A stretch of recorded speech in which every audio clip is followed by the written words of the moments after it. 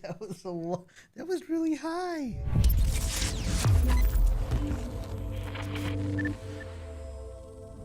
The Shure SM7b is the de facto streaming microphone, at least right now.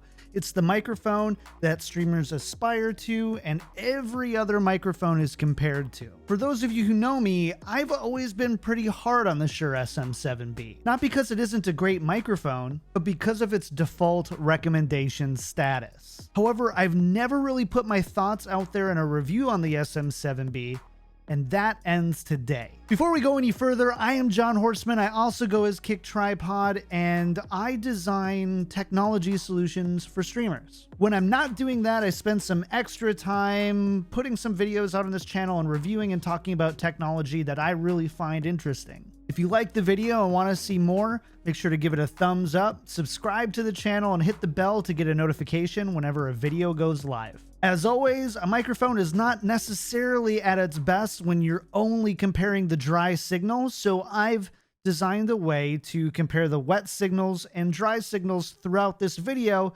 Just look at the little icon down here. You'll see a cactus icon when I'm using a dry signal and a raindrop icon when I'm using a wet signal.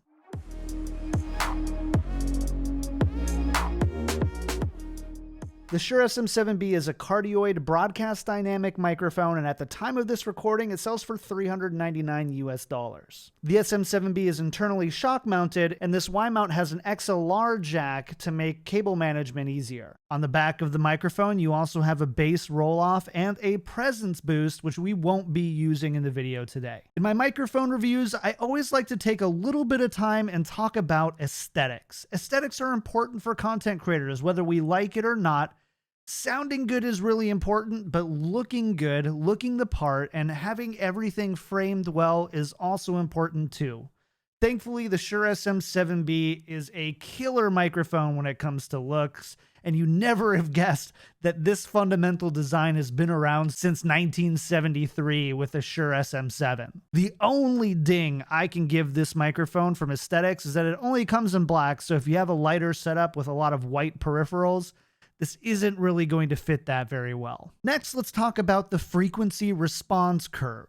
The frequency response for the Shure SM7b is 50 Hz to 20,000 Hz. Some microphones you'll find reach down to 20 Hz, but in this case, really for the human voice, it's not going to matter. So let's throw up the curve and talk about what's going on here. The Shure SM7b is famously flat, and that's why it gets such a great reputation for being able to reproduce the human voice and instruments so well. There's a small scoop in the mids to give you a little bit of that broadcast tone, and then we've scooped out some of the airy highs that can kind of be a nuisance on some microphones as well. But other than that, this is about as flat as it gets. In my first streamer mic series, I reviewed the Electro Voice RE20, and I talked about how it famously is curved out around the human voice, giving you kind of a more pronounced dip for a broadcast style voice, carving out those shushes and those S's. The SM7b isn't going to do that here. It's a much more natural microphone in the sense that it doesn't divert from the human voice as much as some others. And that's a double-edged sword. When you run this microphone dry, it generally gets a little bit muffled. The bass is going to be a little bit more pronounced, but there's no real strong separation from your lows and your highs, and that's what gives you that muddiness sound. You're going to hear some examples of that in a second. Throughout this video, you've heard me talking through the SM7b, but let's do some more specific tests. I'm also going to bring in my wife, Katie, to help me do some of the voice tests as well. For those of you who have higher register voices, your voice is represented here too.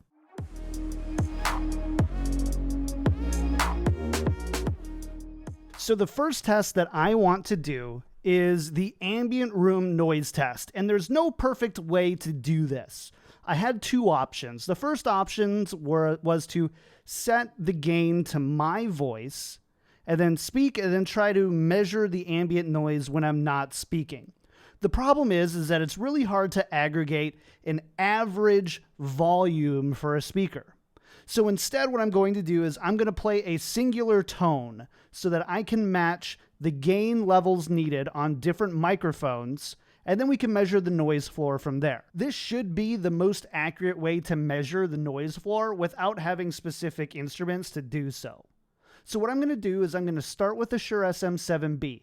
I'm going to play the tone and raise the gain until the tone reaches -20 decibels. From there, I'm going to remove the tone, and we're going to listen and measure the noise floor from there. Then I'm going to do the same thing for the RE20 and the Rode Pod mic. At the end, we'll bring it together and discuss the results. So let's start with the Shure SM7b.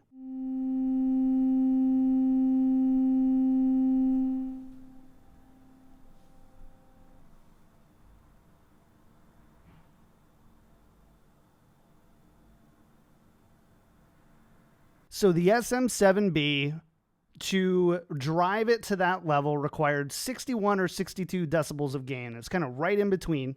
And we picked up, on average, around 47 to 45 decibels of background noise. So this is the Electro Voice RE20. Let's see how it does.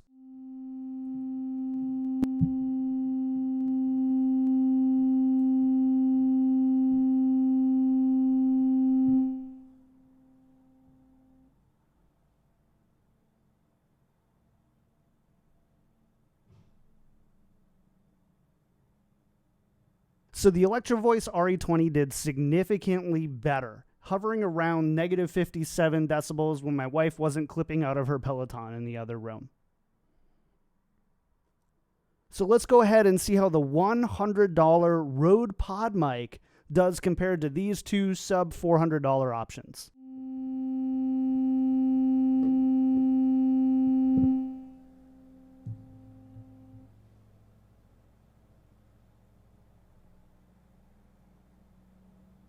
So the Rode Pod mic hovered somewhere between -53 and -50. So not as good as the RE20, better than the SM7b when it comes to noise rejection, or I guess picking up your ambient room noise. I actually totally spaced and forgot to do one other test that I wanted to try, and that was doing the cloud lifter test. A lot of people recommend a cloud lifter with the Shure SM7b. I'm using the GoXLR, but let's see if the cloud lifter helps the ambient room noise rejection at all.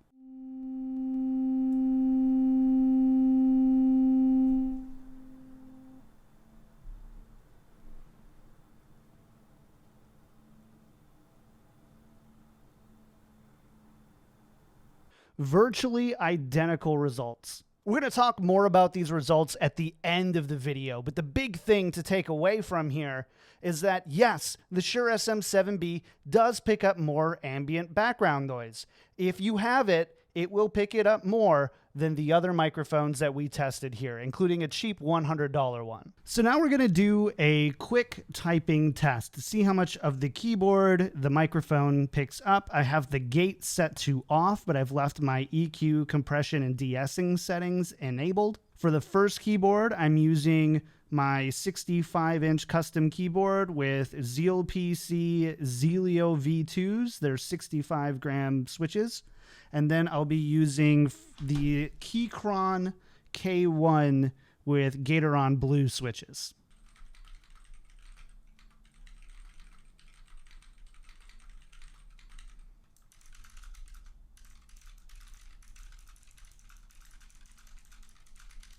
Next, we're going to do some noise rejection tests. So I'm going to speak directly into the microphone. I'm going to move the microphone at various angles so you can hear how it changes as I move around the microphone. This is a cardioid pickup pattern microphone. There shouldn't really be any surprises here. It's as we get further away from the front of the capsule, we should lose more of the clarity and eventually just the overall sound. This is me talking directly into the microphone. This is me talking approximately 45 degrees into the microphone. This is me talking 90 degrees into the microphone. This is me talking into the back of the microphone. Next, we're going to do some testing of the internal shock mount. Shure has a built-in internal shock mount into their microphones. There's no big, ugly cage. It's a double-edged sword because sometimes these internal shock mounting systems aren't very good. So let's see how good Shure's does. First, I'm going to tap just at the base of the mic.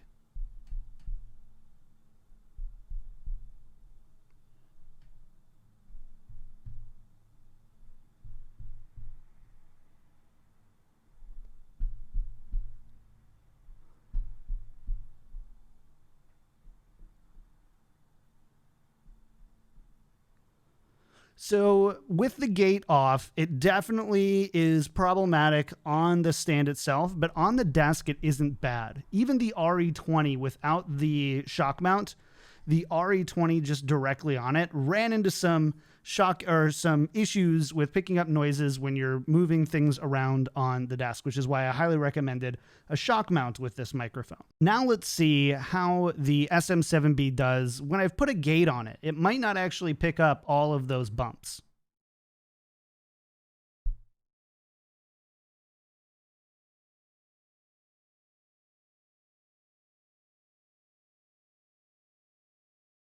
It really does a good job, and there's a few things going on. Number one, the really smart developers at GoXLR have some bump rejection built into how the gate is enabled.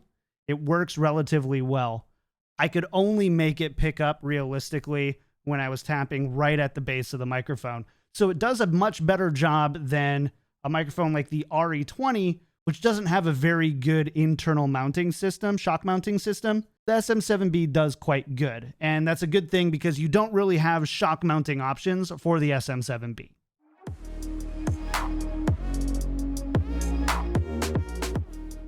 I'm playing Quasi Cupcakes, I'm hydrated as hell, and I'm listening to Sheryl Crow. I've got my own party going on. I'm playing Quasi Cupcakes, I'm hydrated as hell, and I'm listening to Sheryl Crow. I've got my own party going on. I'm playing Quasi Cupcakes. I'm hydrated as hell, and I'm listening to Sheryl Crow. I've got my own party going on. I'm playing Quasi Cupcakes. I'm hydrated as hell, and I'm listening to Sheryl Crow. I've got my own party going on. I'm playing Quasi Cupcakes. I'm hydrated as hell, and I'm listening to Sheryl Crow. I've got my own party going on. I'm playing Quasi Cupcakes. I'm hydrated as hell, and I'm listening to Sheryl Crow. I've got my own party going on. I'm playing Quasi Cupcakes. I'm hydrated as hell, and I'm listening to Sheryl Crow. I've got my own party going on.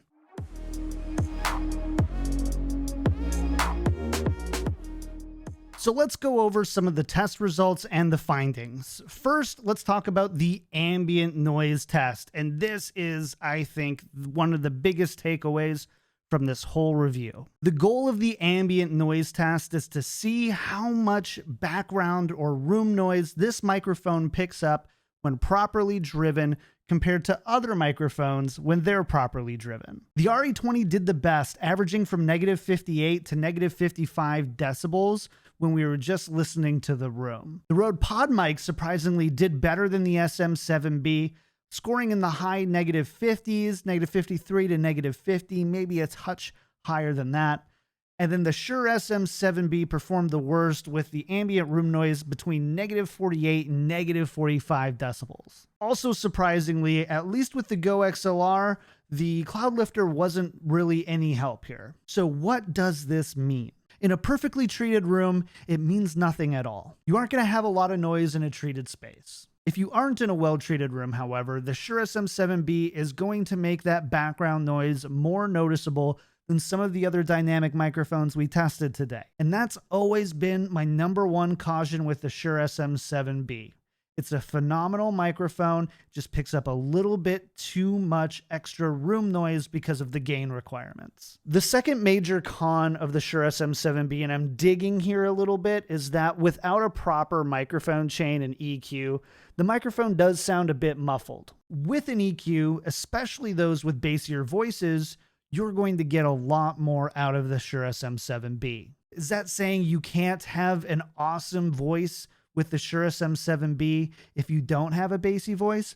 No, but I really would recommend looking into some of the other microphone options before default going with the Shure SM7B, because that's what your favorite streamer said you should get, or that's what your favorite YouTuber really likes and reviewed well in their perfectly treated room with a bunch of stuff in it. Other than those two cons, the Shure SM7b is an immaculate microphone. It looks awesome, it sounds great, it has really decent bump rejection, and there's really no major issues with plosives either. Even at $399, there is no universal microphone recommendation. Everyone's voice, environments, and needs are different. If you forced me to make a blanket recommendation for an endgame microphone for streamers, the Shure SM7b, though, still wouldn't be that microphone because of those noise issues we discussed earlier. I hope the streaming community moves away from the default recommendation of the Shure SM7b and instead recommends a package of dynamic microphones that can spread a wide variety of voices, like the SM7b, the Aston Stealth, the RE20, the BP40, the Rode PodMic, the Rode Procaster. If we approach the conversation by hearing about your needs and recommending a microphone that will best suit those needs, I think we'd be in a lot better spot when it comes to streaming audio in general. So what do you think? Am I being too harsh on the Shure SM7b? Do you want to hear some other tests? Let me know in the comments down below. If you did like this video, please give it a thumbs up, subscribe to the channel. We're almost to 1,000 subscribers.